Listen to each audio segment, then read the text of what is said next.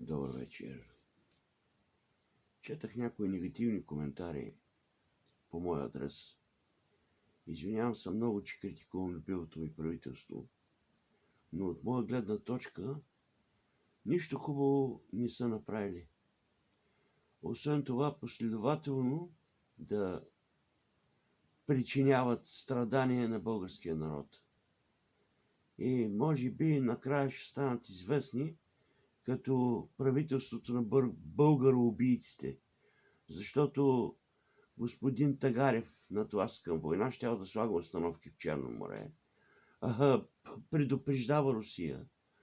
Другия нарича народа си терористи, тъй като те са поставени в едно неравностойно положение, като нашите имат страшно много изисквания за посевите си и за пшеницата. Докато украинците нямат нищо. Свободно може да използват ГМО и така нататък. Ако искате, влезте, прочетете и ще разберете. Единствено възраждане ли мислят нормално в тази обстановка, бе, хора?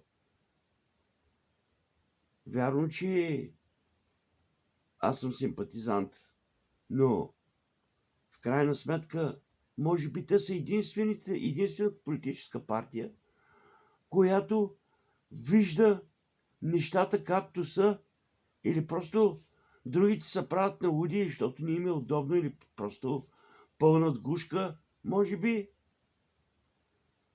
Ама хора, вместо да плюете мене, дайте да се вземем в ръце и по някакъв начин да си оправим държавата, защото ние ми страшно богата държава. Имаме залежи на злато, залежи на петрол, залежи на много неща.